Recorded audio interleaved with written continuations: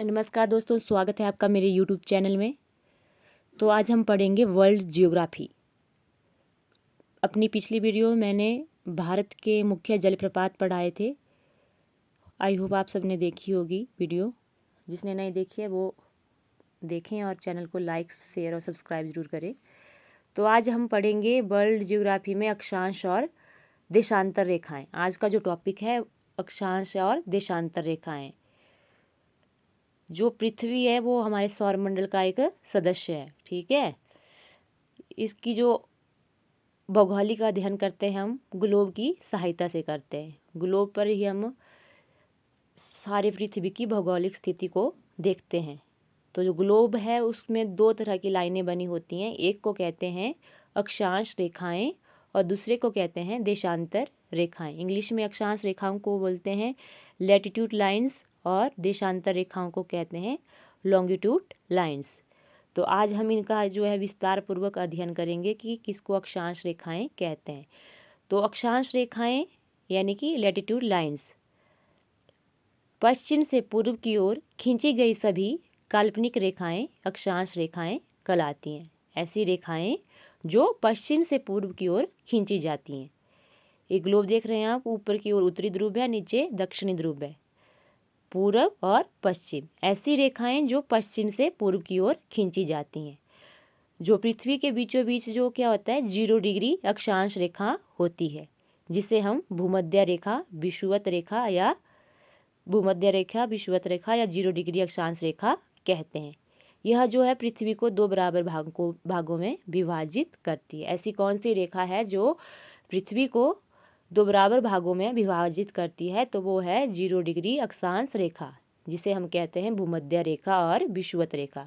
समझ आया? अक्षांश रेखाएं वे होती हैं जो पश्चिम से पूर्व की ओर खींची जाती है।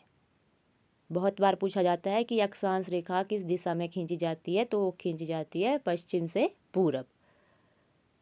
और 0 डिग्री अक्षांश रेखा को भूमध्य रेखा और विषुवत रेखा के नाम से भी जाना जाता है। और यही रेखा जो है पृथ्वी को कितने भागों में विभाजित करती है? 2 भागों में विभाजित करती है। और इस भूमध्य रेखा के उत्तर और दक्षिण दिशा में 1-1 डिग्री के अंतराल में 90 अक्षांश रेखाएं खींची होती हैं। कितने डिग्री के अंतराल में? 1-1 डिग्री के अंतराल में कितनी खींची जाती हैं? 90 अक्षांश रेखा 90 अक्षांश रेखाएं खींची होती है। किसी भी स्थिति में 90 डिग्री से ज़्यादा अक्षांश नहीं हो सकता। याद रखना है कि 90 डिग्री से ज़्यादा अक्षांश रेखाएं नहीं हो सकती है। ध्रुव पर 90 डिग्री अक्षांश की स्थिति होती है, ठीक है। ग्लोब पर सभी अक्षांश रेखाएं एक दूसरे के समानांतर होती हैं। जो अक्षांश रेखाएं हैं वो एक दूसरे के समानांतर होती हैं और 2 अक्षांशों के बीच की जो दूरी होती है वो होती है 111 किलोमीटर। ये बहुत ही इम्पॉर्टेंट फैक्ट है। प्रश्न पूछा जाता है कि 2 अक्षांशों के बीच की दूरी कितनी होती है, तो वो होती है आपकी 111 किलोमीटर। और जो अक्षांश रेखाएं होती हैं वो समानांतर होती हैं। अब बात करते हैं कि उत्तरी गोलार्ध में सबसे बड़ा दिन कब होता है?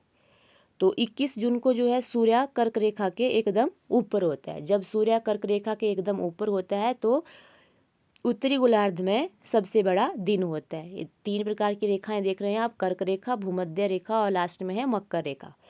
और बात करते हैं कि दक्षिणी गोलार्ध में सबसे बड़ा दिन कब होता है? तो 22 दिसंबर को जब सूर्य जो है मकर रेखा के ऊपर होता है तो उस दिन जो है दक्षिण गोलार्ध में सबसे बड़ा दिन होता है। जब दक्षिणी गोलार्ध में कौन सी रेखा ऊपर होती है? सूर्य किस रेखा के ऊपर होता है? मकर रेखा के। और उत्तरी गोलार्ध में कर्क रेखा के ऊपर होता है। याद रखना है किस रेखा के ऊपर होता है। 21 जून को कर्क रेखा के ऊपर होता है और 22 दिसंबर को मकर रेखा के ऊपर होता है सूर्य। तभी जो है बड़ा दिन होता है दोनों गोलार्ध में। अगर उत्तरी ध्रुव और दक्षिणी ध्रुव को बिंदु माना जाए तो कुल अक्षांश रेखाओं की जो संख्या होती है 79 + 79 + 1 यानी कि 171 हो जाएगी, अगर उत्तरी ध्रुव और दक्षिण ध्रुव को बिंदु माना जाए।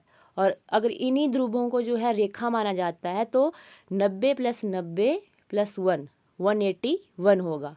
इसमें जो है जो 0 डिग्री आपकी अक्षांश रेखा है उसको भी शामिल किया जाता है, ठीक है। अगर उत्तरी ध्रुव और दक्षिण ध्रुव को बिंदु माना जाए तो बिंदुओं को जो है रेखा मान लिया जाता है तो उनकी संख्या जो हो जाती है 181 हो जाती है। याद रखना है, अगर इन ध्रुवों को रेखा माना जाता है तो इनकी संख्या 181 होगी, और अगर इन उत्तरी ध्रुवों और दक्षिण ध्रुवों को बिंदु माना जाता है तो उनकी जो संख्या है 179 होगी। अब देख रहे हैं आप, कर्क रेखा है सबसे ऊपर, बीच में 0 डिग्री अक्षांश यानी कि इसको हम भूमध्य रेखा कहते हैं, लास्ट में है मकर रेखा। ऐसा प्रश्न पूछा जाता है कि कौन सा महाद्वीप है जिसमें ये तीनों रेखा गुजरती है, कर्क रेखा भी, भूमध्य रेखा भी और मकर रेखा भी। तो यह अफ्रीका महाद्वीप है जहाँ से कर्क रेखा, अक्षांश रेखा और मकर रेखा गुजरती है। मैप में देख सकते हैं आप किस स्थान को जो है तीनों रेखाएं काट रही है। रेड वाली लाइन जो है आपकी भूमध्य रेखा है और ऊपर नीचे दोनों कर्क रेखा और मकर रेखा है। अफ्रीका एकमात्र ऐसा महाद्वीप है जिससे जो है कर्क रेखा, मकर रेखा और कर्क रेखा, मकर रेखा, भूमध्य रेखा गुजरती है। अब बात करते हैं देशांतर रेखाएं, लॉन्गिट्यूड लाइंस। जब उत्तरी ध्रुव और दक्षिण ध्रुव को मिलाने वाली काल्पनिक रेखा को देशांतर रेखा कहा जाता है। किसको कहा जाता है देशांतर रेखाएं? जब उत्तरी ध्रुव और दक्षिण ध्रुव को मिलाने वाली, जो उत्तरी ध्रुव और दक्षिण ध्रुव को मिलाती हैं, ऐसी रेखाओं को, ऐसी काल्पनिक रेखाओं को देशांतर रेखा कहा जाता है। ऊपर मैप में देख सकते हैं आप उत्तरी ध्रुव और दक्षिणी ध्रुव। ध्रुवों से भूमध्य रेखा की ओर जाने पर जो देशांतर रेखाओं के बीच दूरी बढ़ती जाती है। जब ध्रुवों से भूमध्य रेखा की ओर जाते हैं तो देशांतर रेखाओं की दूरी बढ़ती जाती है, और जब भूमध्य रेखा से ध्रुवों की ओर जाने पर देशांतर रेखाओं के बीच दूरी घटती जाती है। जब ध्रुवों से भूमध्य रेखा की ओर जाते हैं तो इनकी जो दूरी है वो बढ़ती है, और जब भूमध्य रेखा से ध्रुवों की ओर जाते हैं तो इनकी दूरी घटती जाती है। देशांतर रेखाएं समानांतर नहीं होती हैं, और जो दो देशांतर रेखाओं के बीच सबसे अधिक दूरी भूमध्य रेखा पर ही होती है। कितनी होती है? 111.3 किलोमीटर। ये बहुत ही इंपॉर्टेंट फैक्ट है कि दो देशांतर रेखाओं के बीच सबसे अधिक दूरी भूमध्य रेखा पर होती है, और कितनी होती है? 111.3 किलोमीटर। ये भी याद रखना है, ये बहुत पूछा जाता है कि जब ध्रुवों से भूमध्य रेखाओं की ओर जाते हैं तो देशांतर रेखाओं की जो दूरी है वो बढ़ती है या घटती है? तो बढ़ती है। ठीक है, एक कर्क रेखा है। कर्क रेखा जो है किन किन देशों को काटती है? अल्जीरिया, जो मुख्य पॉइंट है अल्जीरिया, और 0 डिग्री अक्षांश रेखा जिसमें जो है गिनी की खाड़ी, इसको जो अंटार्कटिक महासागर भी कहते हैं, और मकर रेखा जो अंटार्कटिक सागर में काटती है। ठीक है, 0 डिग्री देशांतर रेखा इन स्थानों को काटती हैं ये रेखाएं। मैप में ध्यान से देख सकते हैं आप, अल्जीरिया, गिनी की खाड़ी और अंटार्कटिक महासागर रेखा इनको काटती है। और जो 0 डिग्री देशांतर रेखाओं पर कौन कौन से देश स्थित हैं, इनको देख लेते हैं हम। जो 0 डिग्री देशांतर रेखाओं पर कौन से देश स्थित हैं, तो सबसे पहले पूछा जाता है कि यूके की स्थित है या नहीं। तो यूके स्थित है, फ्रांस भी है, घाना भी है, अल्जीरिया है और अंटार्कटिका है। ठीक है, याद रखना है कि 0 डिग्री देशांतर रेखा पर कौन कौन से देश स्थित है। अब बात करते हैं कि ग्रीनविच वेधशाला, जो 0 डिग्री देशांतर रेखा को जो क्या कहते हैं? प्रधान या उत्तर प्रधान मध्याह्न रेखा या ग्रीनविच रेखा कहा जाता है। 0 डिग्री देशांतर रेखा को जो है प्रधान उत्तर या प्रधान 0 डिग्री मध्याह्न रेखा भी कहा जाता है। इस 0 डिग्री देशांतर रेखा से पूर्व और पश्चिम की ओर हर एक डिग्री के अंतराल में जो है 180 देशांतर रेखाएं खींची गई है। ठीक है, 0 डिग्री देशांतर रेखा से जो है पूर्व और पश्चिम की ओर हर एक डिग्री पर 180 डिग्री देशांतर रेखाएं खींची गई है। तो जो कुल मिलाकर 360 देशांतर रेखाएं ग्लोब पर खींची जाती है। प्रश्न पूछा जाता है कि ग्लोब पर कितनी देशांतर रेखाएं खींची जाती है? तो 180 खींची जाती है।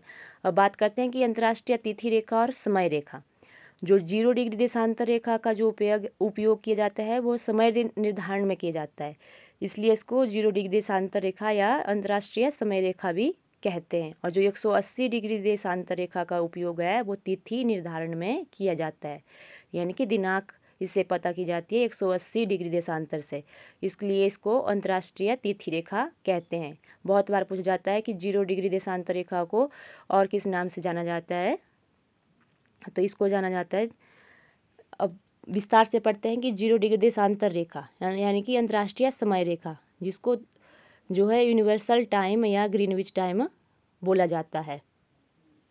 ठीक है, जो पृथ्वी है वो पश्चिम से पूर्व की ओर घूमती है, तो ग्रीनविच से पूर्व के स्थानों का जो समय है ग्रीनविच समय से आगे होता है, और ग्रीनविच से पश्चिम के स्थानों का जो समय है ग्रीनविच से पीछे होता है। याद रखना है कि जब ग्रीनविच से पूर्व की ओर जो स्थान है उनका जो समय होगा वो ग्रीनविच समय से आगे होता है।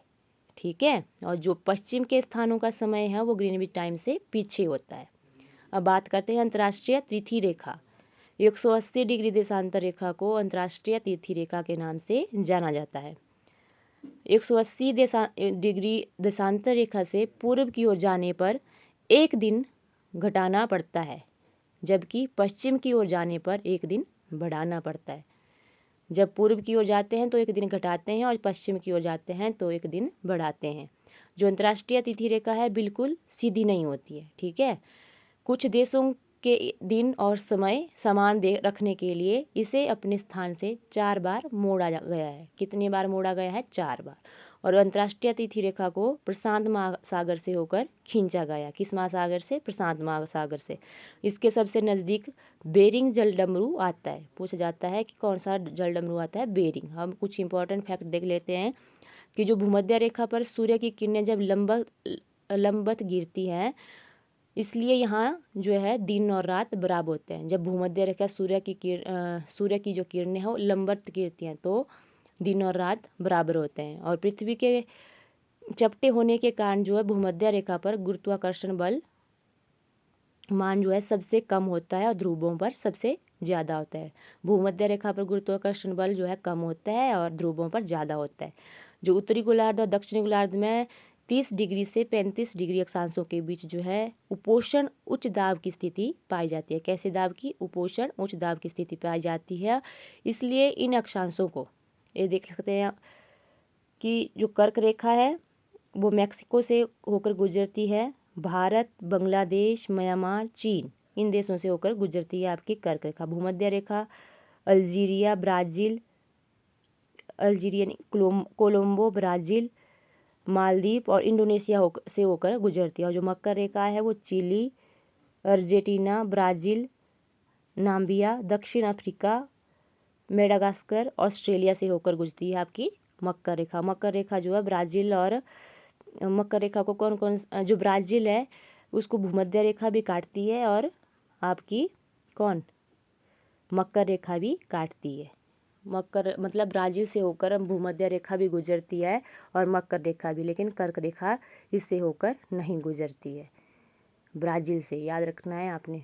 कोलंबिया से कौन सी रेखा गुजरती है? भूमध्य रेखा। और मकर रेखा चिली, अर्जेंटीना, ब्राज़ील यहाँ से होकर गुजरती है। ये देश आपने याद रखने हैं। बहुत बार प्रश्न पूछे जाते हैं कि किस देश से होकर कौन सी रेखा गुजरती है। तो मैक्सिको से होकर गुजरती है आपकी कर्क रेखा। भारत, चीन, म्यांमार और बांग्लादेश। अब बात करते हैं कि अफ्रीका की जो कांगो नदी है भूमध्य रेखा को 2 बार काटती है। जो अफ्रीका महाद्वीप है वहाँ पे जो कांगो नदी बहती है वो जो है भूमध्य रेखा को 2 बार काटती है। और जो अफ्रीका की लिम्पोपो नदी है वो मकर रेखा को 2 बार काटती है। जो अफ्रीका बहुत इंपॉर्टेंट है। अफ्रीका की ये कांगो नदी भूमध्य रेखा को 2 बार काटती है और अफ्रीका की लिम्पोपो नदी मकर रेखा को 2 बार काटती है। ठीक देखनी है आपने। कांगो मतलब क से कर्क रेखा, मकर में भी क आता है, तो क और क दोनों को काट लीजिएगा तो आपका उत्तर बच जाएगा भूमध्य